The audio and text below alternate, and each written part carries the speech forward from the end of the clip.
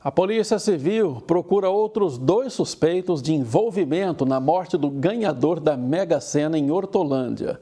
2 pessoas foram presas neste fim de semana. A repórter Bárbara Guimarães está ao vivo na Delegacia de Homicídios de Piracicaba. Ela acompanha esse caso e tem mais detalhes. Oi, Bárbara, boa noite. Oi, Sena, boa noite para você, para quem nos acompanha, exatamente, atualizações para quem acompanha o Band Cidade. 2 prisões no final de semana foram de Rogério Almeida Espínola, de 48 anos, ele que tem mais de 10 passagens pela polícia, como homicídio, homicídio tentado, estelionato e diversos roubos, ficou preso por 15 anos e saiu do sistema prisional no mês de dezembro. A polícia investiga qual teria sido a participação efetiva dele no crime. Também foi presa no final de semana Rebeca Messias Pereira Batista, de 24 anos. Ela é apontada como uma pessoa que cedeu dados bancários para que fosse aberta uma conta no qual foi feita a transferência de R$18 mil via Pix. Ainda estão sendo procurados, como você disse, outras 2 pessoas, são 2 homens. Marcos Vinícius Salles de Oliveira, de 22 anos, é ele quem aparece nas imagens dentro de uma agência bancária. Ele está com um celular de débito de Jonas Lucas Alves Dias, vai até o caixa eletrônico, faz 2 saques de R$1.000 e habilita o celular para o aplicativo digital, fazendo assim o Pix de R$18 mil na conta que levou o nome da Rebeca. Também está foragido Roberto Jefferson da Silva, conhecido como Gordo, de 38 anos. Nem ele nem Vini têm passagens pela polícia e as investigações apontam que Roberto Jefferson participou desse crime como motorista. Ele dirigia um dos carros que arrebatou o Jonas na última terça-feira, a poucos metros perto de casa. Isso é o que a gente já tem de informações confirmadas pela polícia. Claro, novas diligências estão sendo feitas a todo momento. Nossa equipe está em frente à delegacia desde o início da tarde. A movimentação é grande, mas esses são os pedidos de prisão que ainda estão sendo cumpridos. Esses 2 homens seguem procurados. A gente preparou uma reportagem para atualizar as investigações e contar também as últimas conversas que Jonas teve com a gerente do banco, pressionando para que ela liberasse os R$3 milhões, enquanto ele estava dentro de um cativeiro sob tortura. Vamos acompanhar. Entre os 4 suspeitos identificados pela polícia, 2 já estão presos. O ex-presidiário Rogério Espíndola, que teria espancado até a morte o ganhador da Mega Sena, Jonas Lucas Alves Dias, e a transexual conhecida como Rebeca. Segundo a polícia, foi ela quem cedeu uma conta para receber parte do dinheiro roubado da vítima.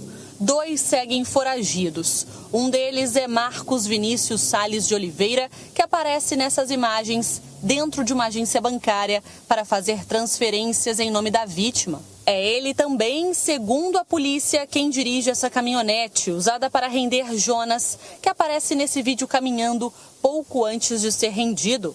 O outro procurado é Roberto Jefferson da Silva, conhecido como Gordo, e que estaria nesse carro preto também usado no crime. Os 4 suspeitos são de Santa Bárbara do Oeste, cidade perto de Hortolândia, onde um milionário foi morto. Segundo a polícia, eles não tinham relação direta com a vítima, mas sabiam que Jonas tinha ganhado R$47 milhões na loteria. Um áudio em que Jonas é obrigado a convencer a gerente do banco a transferir R$3 milhões também é analisado. Não chegou nada de comprovante. Você consegue agilizar isso para mim? Estou aqui na fazenda, preciso fechar isso aqui hoje. E é justamente nessa transferência de R$3 milhões que foi negada pelo banco que a polícia trabalha agora, Sena. Informações dão conta de que esse dinheiro seria transferido para uma conta jurídica, um CNPJ, de uma empresa de Indaiatuba, também aqui no interior de São Paulo. A polícia tenta entender a ligação entre esses suspeitos. Será que os 4 que agiram em Hortolândia foram contratados para o crime? Teriam um mandante em Indaiatuba? Tudo isso está sendo investigado. A polícia também trabalha com a possibilidade de outros envolvidos e não descarta pedir novos mandados de busca e apreensão e também de prisão. As principais buscas ainda acontecem no interior de São Paulo, Piracicaba, Hortolândia, Santa Bárbara do Oeste e Campinas. Campinas. Até o momento, a gente não recebeu nenhuma informação da polícia de que diligências estejam acontecendo na capital do estado ou em outros estados. Mas, claro, nem tudo é divulgado, porque é preciso seriedade e também muito cuidado no repasse de informações para que a polícia consiga chegar a esses suspeitos. A informação que a gente tem é que nos próximos dias, novidades desse caso devem ser apresentadas. Sena. Muito obrigado, Bárbara, pelas suas informações e, como sempre, você tem prioridade, pode chamar assim que tiver novas notícias. Muito obrigado mais uma vez, boa noite.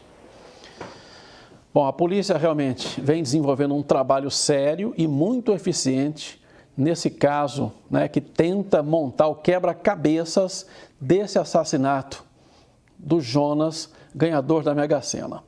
É claro que tem muita informação que ainda precisa ser confirmada, ser checada, as diligências estão em andamento, então a polícia se preserva para não, claro, dar pistas lá que possa fazer com que os suspeitos possam desaparecer, fugir, sair do mapa, coisa desse tipo.